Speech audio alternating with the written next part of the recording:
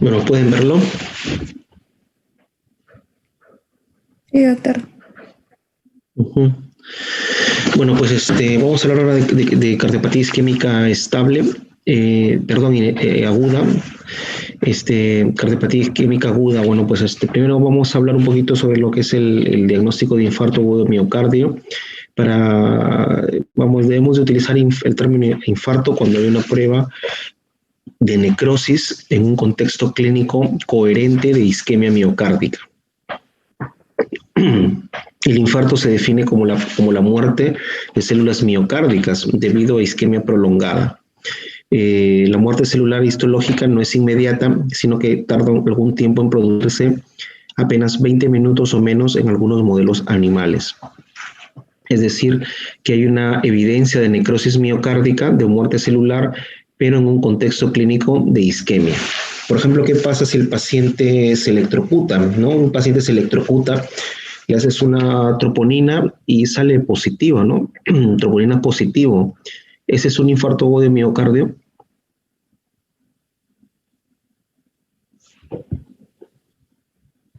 No necesariamente. No necesariamente, ¿por qué? Porque la troponina no es muy específica. O sea, sí hay necrosis, ¿no? Hay necrosis miocárdica, pero la causa es en un contexto de isquemia miocárdica aguda, un electroshock o ¿no? Un traumatismo cardíaco. Por ejemplo, el paciente ha tenido un trauma torácico y ha salido la troponina positiva. Es un infarto. El mecanismo subyacente ha sido un proceso de isquemia prolongada o un traumatismo. Es una isquemia prolongada. Ambos producen necrosis, ¿no? Pero uno se debe por isquemia prolongada y el otro de repente por un traumatismo, ¿no? Entonces no es, ¿no? No es este infarto de miocardio el segundo caso. Podrá ser injuria miocárdica porque la troponina sí es positiva, pero no es el mecanismo no es secundario a una isquemia prolongada. ¿Sí? ¿Me entienden?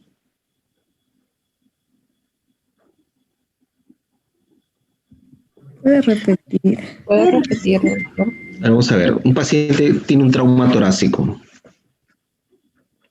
Ya le haces ha sido un politraumatizado y se ha golpeado el pecho. Le haces dosaje de troponina y sale positiva. ¿Eso es un infarto?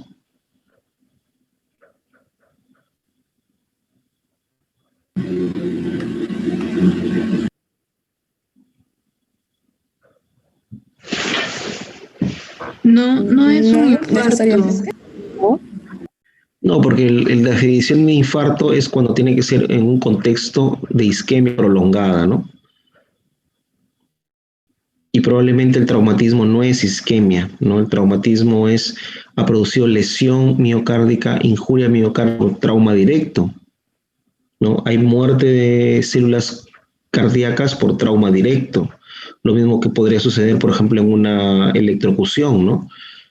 Por una descarga eléctrica puede haber muerte de células cardíacas, pero el mecanismo no ha sido isquemia, el mecanismo en ese caso ha sido también una lesión externa, ¿no? Una injuria eléctrica. ¿Me entienden? Nosotros infarto lo definimos cuando el mecanismo básico ha sido una isquemia prolongada, es decir, cuando ha habido una obstrucción de la arteria, ¿no? No es el caso de un politraumatismo, de una electrocución, ¿me entienden? Ambos pueden tener troponina positiva, pero no tiene un mecanismo de isquemia. ¿Sí? ¿Me entienden? Sí, doctor. Muy bien. Entonces, en esas condiciones, cualquiera de los criterios debe cumplirse para el diagnóstico de infarto. Detección de un aumento o descenso de los valores de biomarcadores cardíacos, preferiblemente la troponina, menos en el límite. ¿Quién está ahí? Y Fernando sale, no me va a salir con el dinero. Apagar sus micrófonos. No sale, no me lee mi tarjeta, no me lee mi chip. No me lo grabo el chip de la... ¿Ah? César Mondaca, apaga tu audio, por favor. ¿Así? ¿O no me lee el chip, no? César Mondaca, creo que. ¿Cuánto es el...? Ya, bueno, pues continuamos.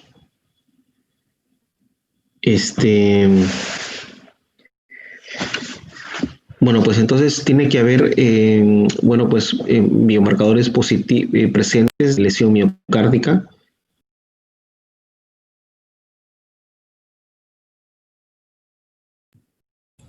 Doctor, disculpe ese silencio. Ahora, bien, ¿no? Ya. O sea, tiene que haber biomarcadores de injuria miocárdica, o sea, troponina, pero también tiene que haber síntomas de isquemia, ¿no? Síntomas es el dolor de pecho, pero también puede haber cambios en el electrocardiograma, como alteraciones en el segmento ST y la onda T, o un bloqueo de rama izquierda nuevo. También pueden haber aparición de ondas Q patológicas, o en una prueba de imagen, como un ecocardiograma, puede haber anomalías nuevas de la alteración de la motilidad, ¿no? O en el cateterismo cardíaco, obviamente, una identificación de un trombo intracoronario. Si así es que el paciente es troponina con alguna evidencia de isquemia, es un infarto, ¿no? No es el caso de un politraumatizado. Bueno, pues tenemos además, hay 5 clases de infarto de miocardio. Lo que nos interesa a nosotros es el infarto tipo 1, el lima tipo 1, que es de causa ateroesclerótica, ¿no? Por una ruptura de una placa arteriosclerótica con formación de trombo. Y el tipo 2 es el otro caso más importante, es cuando hay un desbalance entre el aporte y la demanda secundario a otras causas, por ejemplo, a espasmo coronario, anemia, arritmias, hipertensión, hipotensión, ¿no? O sea, y por ejemplo una sepsis, por ejemplo una insuficiencia respiratoria que esté en ventilación mecánica, muchas patologías que pueden producir un desbalance entre el aporte y la demanda sin llegar a ser, sin que haya una lesión arteriosclerótica. Por ejemplo, un vasoespasmo, no hay una lesión arteriosclerótica, no hay un fenómeno de placa, pero también se produce un desequilibrio entre el aporte y la demanda, ¿no? Una anemia, por ejemplo, también puede producir isquemia, pero el problema es la anemia. El tipo 3 es aquel que, bueno, pues el paciente falleció, tenía síntomas de isquemia miocárdica, pero no se llegó a tomar los biomarcadores. O sea, el paciente murió antes de que se le tome la muestra sanguínea. Lo único que se le hizo, por ejemplo, se vio que el paciente tenía dolor de pecho o que tenía alteraciones en el electrocardiograma. El tipo 4 es secundario a la revascularización miocárdica percutánea y el tipo 5 es secundario a una cirugía de revascularización miocárdica, ¿no? Uno es por cateterismo y otro es un infarto perioperatorio, ¿no? De cirugía de bypass ortocoronario. Bueno, pues dentro de los síndromes coronarios agudos, ¿no? Tenemos, por ejemplo, ¿no? Tenemos los dos de la derecha, se ven formación de trombo, unos son con una oclusión total y otros con una oclusión parcial, ¿no? Y en otro, bueno, pues esto es el tipo 2, ¿no? Por demanda, es un infarto por demanda en donde hay una alteración, un desequilibrio entre la oferta y la demanda, pero no hay trombo, ¿no? Entonces, esto es un infarto tipo 2. Bueno, cuando la obstrucción es total, se produce una elevación del ST, pero cuando la obstrucción es parcial, no hay elevación del ST. Puede haber cambios en el electrocardiográfico, ya, o sea, onda T, o depresión del segmento ST, pero no hay una elevación del ST. Bueno, pues entonces el tipo 1 es elevación del ST, va a producir positivo, significa acá que la troponina es positiva, y eso se denomina infarto con elevación del ST, o es el infarto de tipo 1. En el siguiente, ¿no? En el cual la obstrucción no es total, produjo biomarcadores positivos, o sea, troponina positiva, pero no produjo la elevación del ST. Entonces es un infarto sin onda Q. Es un infarto sin elevación del ST. Pero sí es infarto porque es troponina positiva. Pero también puede haber de manera similar un síndrome coronario con ruptura de placa, trombo, oclusión parcial, es decir, no hay ST elevado, sino es un SICA ST no elevado, pero la troponina no se elevó, ¿no? Entonces es una troponina negativo. Eso se denomina angina inestable. Y en los dos de la izquierda, en los cuales ya no son fenómenos aterotrombóticos, pero igual se puede producir elevación del ST.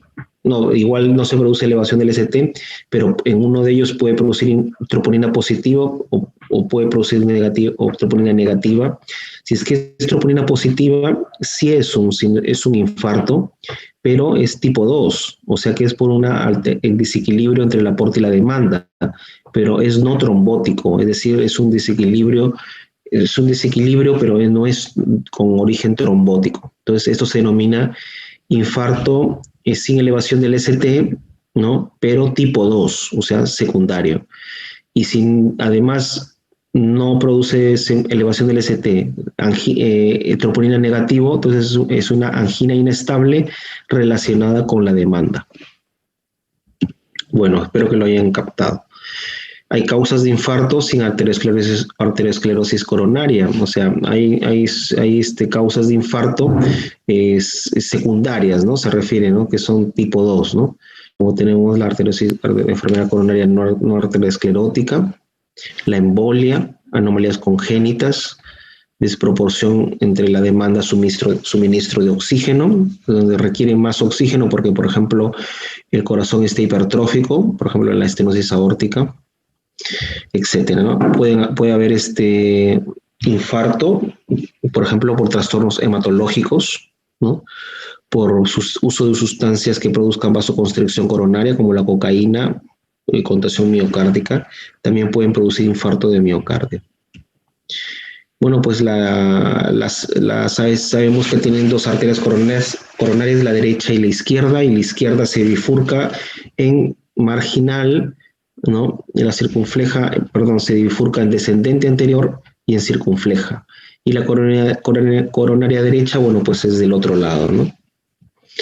Tenemos que saber que, bueno, pues para se considere ST elevado, tiene que haber elevación del punto J en dos derivaciones contiguas, ¿no? Por ejemplo, B2, B3, por ejemplo, ¿no? En dos derivaciones contiguas con los puntos de corte de más de un 0,1 milivoltios, o sea, un cuadradito en todas las derivaciones menos en B2, B3, en las cuales se aplican los puntos de cortes de mayor de 0,2, o sea, dos cuadraditos en varones de mayor de 40 años o 0,25 en varones menores de 40 años. Bueno, pues ya esto lo hace un poquito complejo, pero para hacerlo más de resumidas cuentas, tiene que haber el segmento ST elevado por lo menos en dos derivaciones contiguas. Hay infartos de cara inferior, ¿no? Pero también estos infartos de cara inferior, como sabemos que lo está irrigando la coronaria derecha, también el paciente podría tener un infarto ventrículo derecho. Entonces hay que tomar derivaciones precordiales derechas, B3 right, B4 right. En el infarto de la cara posterior también se observa más bien que ser un supradesnivel, se observa un infradesnivel del segmento ST en las derivaciones B1 a B3. Bueno, hay también se puede determinar infarto agudo de miocardio en pacientes que ya tienen bloqueo de rama izquierda previo. Sobre un bloqueo de rama izquierda se puede observar que tenga un infarto agudo de miocardio, ¿no? Pero hay que tener una sospecha alta. Bueno, pues, ¿qué es lo que se hace con un paciente con ST elevado? Bueno, pues hay que reperfundirlo, hay que abrir la arteria. Entonces podemos tener un hospital que tenga cateterismo cardíaco y otro que no lo tenga, ¿no? O que tú estés muy lejos de un hospital, ¿no? Que te puedan atender, ¿no? Entonces, todo eso influye, ¿no? El tiempo en esos casos influye sobremanera y mientras más pronto va a haber mientras más pronto sea la revascularización miocárdica, más pronto, más miocardio se va a salvar. Se tiene que tratar el dolor, la disnea y la ansiedad, ¿no? Como por ejemplo morfina, se le coloca oxígeno, se le colocan nitroglicerinas, etcétera, etcétera. El paciente puede debutar con parada cardíaca y si es una parada cardíaca tenemos que hacerle el soporte vital básico, ¿no? Y luego a veces se recuperan el pulso y una vez que se recupera el pulso nuevamente se toma un electrocardiograma porque ahí se puede ver que el paciente está con el infartazo que se estaba muriendo, ¿no? Pero bueno, le hemos reanimado. Recomendaciones sobre el tratamiento de reperfusión farmacológica y reperfusión mecánica, ¿no? Entonces, bueno, pues por lo menos antes de las 12 horas se recomienda indistintamente cualquiera de los dos, ¿no? Ahora lo voy a ver en otra gráfica. Entonces, ¿qué se puede utilizar para permeabilizar esta luz, ¿no? Entonces podemos utilizar fibrinolíticos, medicamentos fibrinolíticos que rompen justamente esta fibrina. Los fibrinolíticos tenemos varios, el streptokinasa que es barato, la alteplasa que es lo que utilizamos en el Almanzor, y luego hay otros dos que son en bolos, pero que no los tenemos acá, ¿no? Hay que averiguar siempre sobre las contraindicaciones para el tratamiento fibrinolítico. Hay contraindicaciones absolutas y hay contraindicaciones relativas. Sobre todo las absolutas son de causas neurológicas, ¿no? Que ya tienen una hemorragia, una isquemia previa, una malformación o neoplasia en la cabeza, traumatismos, etcétera, etcétera. Bueno, pues la terapia coadyuvante antiagregante es, ya lo conocen ustedes, es la aspirina, el clopidogrel, las heparinas, no fraccionadas o fraccionadas. Y luego tras la fibrinólisis, ¿qué se hace? ¿Qué le hacemos? Bueno, pues hemos fibrinolizado el paciente. ¿Qué más se tiene que hacer? Bueno, pues un estudio angiográfico. Bueno, pues esto, acá se ven los tiempos, ¿no? Tenemos hasta 12 horas en las cuales es indistinto revascularizar mediante stent o mediante farmacológico, ¿no? Con alteplase. Hasta las 12 horas, realmente ambos tienen indicación 1A. Pasadas las 12 horas, bueno, pues hay una preferencia sobre la intervención coronaria percutánea a la fibrinólisis. El tratamiento antiagregante, ¿no? En la intervención coronaria percutánea primaria, o sea, después que se coloca, el paciente vino con un infarto, teníamos sala de cateterismo, se le hace una cateterismo cardíaco antes de las 12 horas, se le trata, ¿no? Entonces, ¿qué es lo que dice la evidencia? Se pueden utilizar otros antiagregantes potentes como ya no la aspirina, sino el prasugrel y el ticagrelor, que sí los tenemos en nuestro medio. Pero el infarto también puede tener complicaciones. Hay complicaciones hemodinámicas, hay complicaciones eléctricas, hay complicaciones mecánicas y el derrame pericárdico. Entonces, dentro de las complicaciones hemodinámicas, ¿no? Está el shock cardiogénico, el síndrome de bajo gasto cardíaco y el infarto de ventrículo derecho. Es decir, son básicamente alteraciones del músculo cardíaco, ¿no? Entonces, insuficiencia cardíaca en el infarto agudo de miocardio con disfunción ventricular, ¿no? Por ejemplo, acá vemos un corazón con redistribución en alas de mariposa, ¿no? Entonces, este es un edema agudo de pulmón. Bueno, pues se trata el edema agudo de pulmón, ¿no? Y bueno, pues algunas recomendaciones para dar el trato a un paciente con bajo gasto cardíaco. El shock cardiogénico, cuando el paciente está chocado, podemos poner un dispositivo en la pierna que se denomina el balón de contrapulsación, en el que va a ayudar, el balón de contrapulsación va a ayudar en la perfusión coronaria. Entonces, tal vez nos da tiempo para hacerle un cateterismo cardíaco después, ¿no? Si el paciente que nos debuta mal, Disculpe, el paciente que nos debuta mal, ¿no? Por ejemplo, llega con un shock cardiogénico, a ese paciente lo vamos a tratar de estabilizar. Muchas veces va a necesitar incluso ventilación mecánica, pero muchas veces y sustancias vasoactivas a dosis altas, noradrenalina, por ejemplo, y va a ser difícil, ¿no?, tratarlo al paciente. Uno de los métodos que nosotros tenemos para ayudar a la perfusión miocárdica o coronaria, perdón, es el balón de contrapulsación intraaórtico, que es un dispositivo que se coloca un balón que es como un baloncito en la pierna y sube hasta la arteria torácica, aorta torácica descendente. Entonces ahí va a inflarse, desinflarse y eso va a hacer que mejore el llenado de las arterias coronarias. Pueden haber arritmias como la fibrilación auricular. Pueden haber arritmias auriculares o arritmias ventriculares, que las arritmias ventriculares, como ustedes saben, es sinónimo de parada cardiorrespiratoria. Entonces, un paciente con arritmia ventricular va a necesitar probablemente cardioversión o desfibrilación eléctricas. El paciente se puede bloquear y necesitar un marcapaso transitorio. Y hay complicaciones mecánicas en las cuales ustedes pueden ver, por ejemplo, que hay una ruptura, ¿no? Parece que acá hay una ruptura del septum, ¿no? Acá se está rompiendo el septum y luego se produce un taponamiento pericárdico. Acá, por ejemplo, se está rompiendo, este es un músculo papilar, ¿lo ven?, ¿no?, que está insertándose la válvula mitral, y acá está roto el músculo papilar. Entonces este paciente va a tener una insuficiencia mitral aguda y va a producirse shock hemodinámico. No puede haber una ruptura acá de la pared libre del ventrículo izquierdo, ¿no? Y se produce coágulo interior también. Hay la pericarditis, ¿no?, que usualmente se produce en las primeras 3 semanas de una etiología autoinmune, ¿no? Y se produce, derrame pericárdico. Y dentro de los otros síndromes coronarios agudos, los que nos atañe ahora son los síndromes coronarios agudos sin elevación del ST. Entonces, sin elevación del ST incluyen esto, que es tipo 1, un síndrome coronario agudo sin elevación del ST tipo 1, o sea, aterosclerótico, pero también podría haber estamos hablando, perdón, del síndrome coronario agudo sin elevación del ST, ¿no? Bueno, pues ¿cómo clasificamos a la angina inestable? Que es una manera de decir, es un síndrome coronario agudo sin elevación del ST.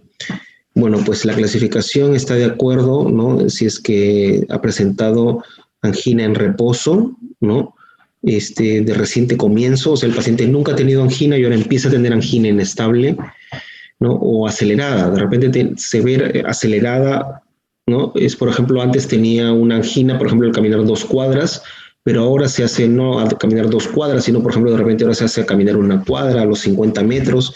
Quiere decir que es una angina progresiva. O sea, hay angina de reciente inicio, angina progresiva, ¿no? Que son maneras como se presenta la angina inestable, ¿no? Se pueden presentar también en las últimas 48 horas, ¿no? O puede ser una angina de reposo en las últimas 48 horas, ¿no? Según esto se clasifica en la clasificación de Bramwell. Bueno, pues si ya tenemos un paciente con angina inestable, tenemos que catalogarlo, ¿no? Hay 2 escalas importantísimas, que es la escala de riesgo de TIMI, ¿no?, y la escala de riesgo de Grace, ¿no? Estas dos escalas, mientras más el riesgo salga más alto, ¿no? Por ejemplo, acá el riesgo salga más alto, el paciente debe ir a cateterismo cardíaco, ¿no? ¿Por qué? Porque un paciente que ahora tiene obstrucción parcial, ¿no?, obstrucción parcial de la luz del vaso, segurito que en pocos días, si lo dejamos así, la oclusión se va a hacer total. Y cuando hay oclusión total, prácticamente el paciente puede tener una muerte súbita, ¿no? Entonces, esto calcula estos 2 scores, el TIMI y el Grace, lo que calculan es el riesgo de que se vuelva una angina inestable, pase a ser un infarto, con riesgo de muerte para el paciente. Eso es la escala de RISC y la escala de Grace.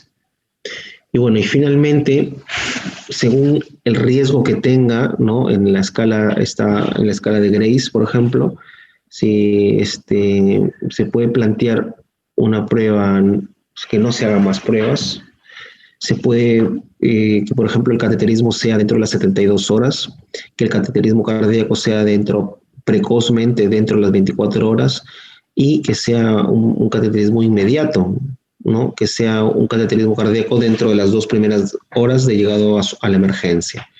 Entonces, esto, bueno, pues es todo un trabajo rápido, ¿no?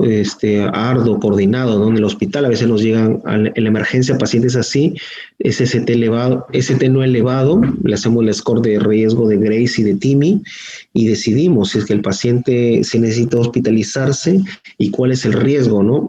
Actual. Si el riesgo es muy alto, se puede necesitar un cateterismo cardíaco dentro de las 2 primeras horas. Muy bien, chicos, ¿alguna pregunta? Son clases largas.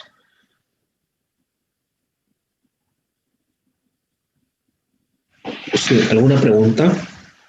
Hemos tocado 2 temas de cardiopatía isquémica crónica y la cardiopatía isquémica aguda. ¿Alguna pregunta? ¿La bibliografía de sus diapositivas?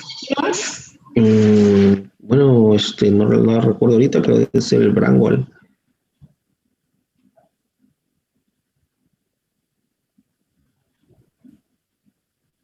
Sí, o sea, debe haber varias bibliografías acá, ¿no?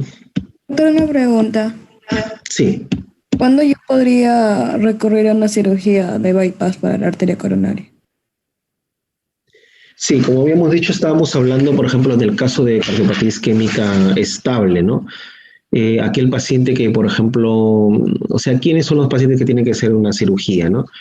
Los que tienen alto riesgo isquémico. O sea, ¿cuáles son los de alto riesgo isquémico? Son los que tú le haces el paciente tiene angina, ¿no?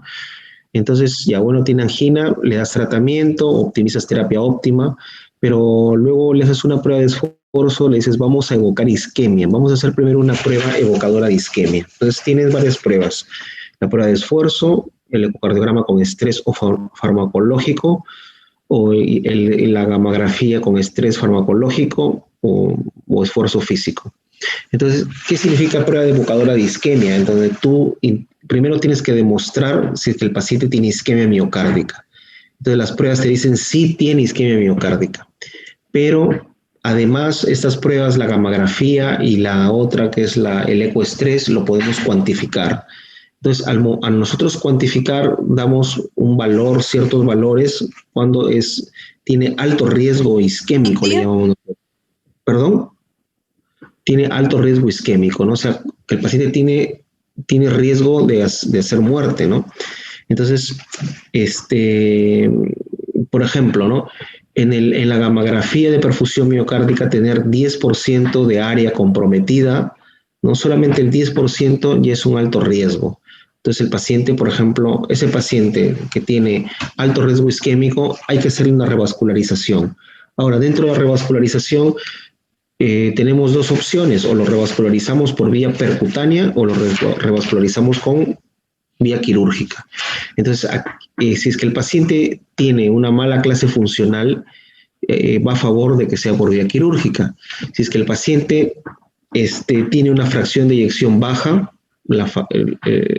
las evidencias dicen que mejor va con una cirugía cardíaca que con un cateterismo cardíaco. Si el paciente es diabético, de la misma manera. Si el paciente es diabético, es preferible hacerle una cirugía cardíaca que un cateterismo cardíaco.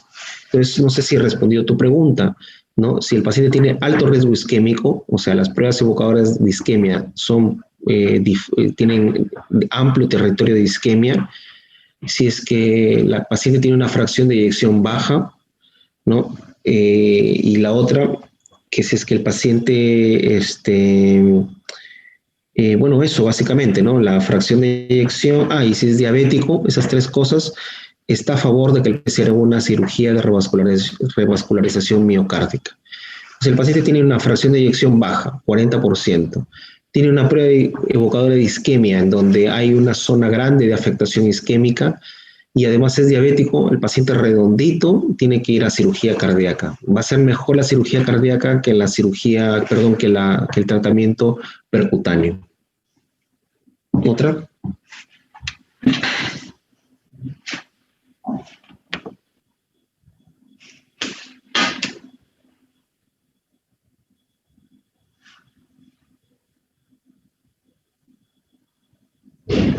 Doctor, una pregunta.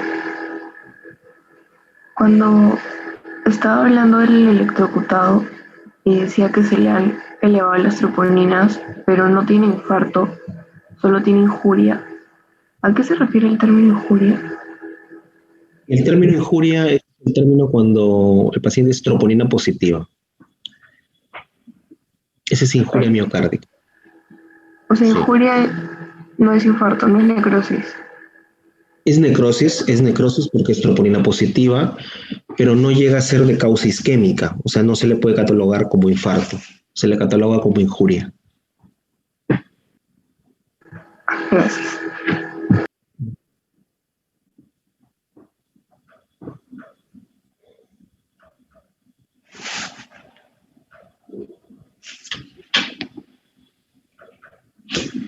¿Alguna otra pregunta, chicos?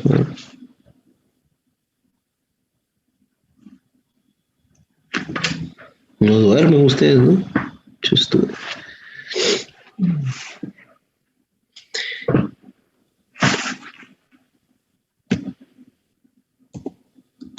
Bueno, estos criterios electrocardiográficos los revisan ya con más detenimiento, ¿no? Hay criterios, bueno, pues de cara anterior, hay criterios de cara inferior, hay criterios de cara posterior también, ¿no? Entonces, bueno, pues ahí los dejo para que se los revisen. Y el tratamiento es abrir la arteria, ¿no? O sea, el tratamiento es como dice, ¿no? Es la reperfusión. Es con fármacos o con catéteres o reperfusión mecánica, ¿no? A eso se llama la reperfusión mecánica. O sea, la reperfusión farmacológica es con el fibrinolítico y la reperfusión mecánica es con la angioplastía, ¿no? Cateterismo y angioplastía. Pero de manera aguda, de manera pronta, ¿no?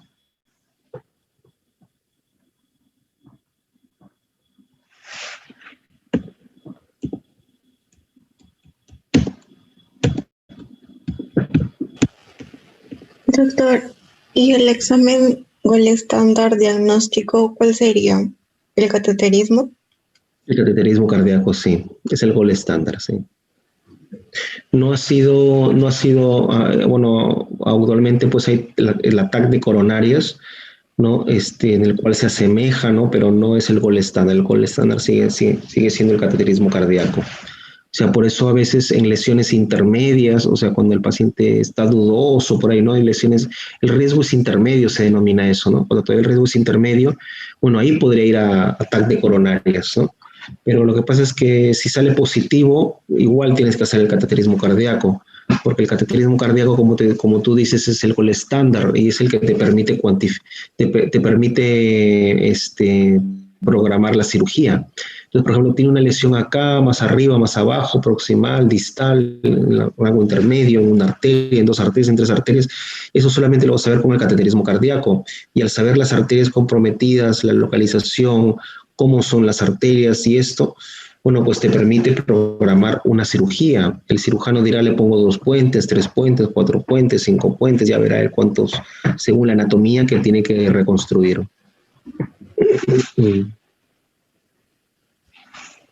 Aquí, doctor, gracias.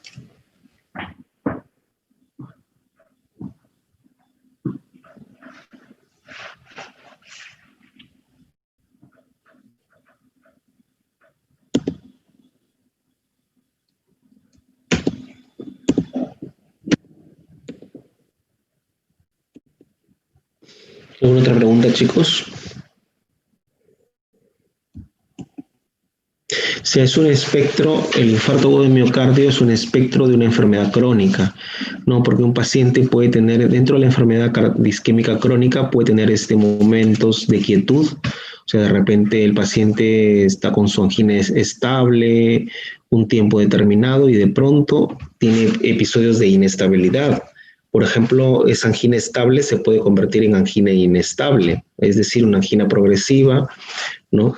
Y puede pasar a ser de ser estable a inestable. Después lo controlas al paciente, lo revascularizas y nuevamente pasa a su cardiopatía isquémica crónica, ¿no? O sea, lo que quiere decir es de que la cardiopatía isquémica tiene tiempos, ¿no? Tiene tiempos, ¿no? En el cual va progresando progresivamente la enfermedad, ¿no? No es estática, sino va a ir deteriorándose poco a poco, va a tener más síntomas, van a tener que hacerle más procedimientos a ese paciente, ¿no? Queda menos de un minuto, Sí. se va a cortar de nuevo, creo. Ya. Bueno, pues entonces, con el grupo mañana, ¿a qué horas? El grupo práctico, creo que tenemos simulación invertida.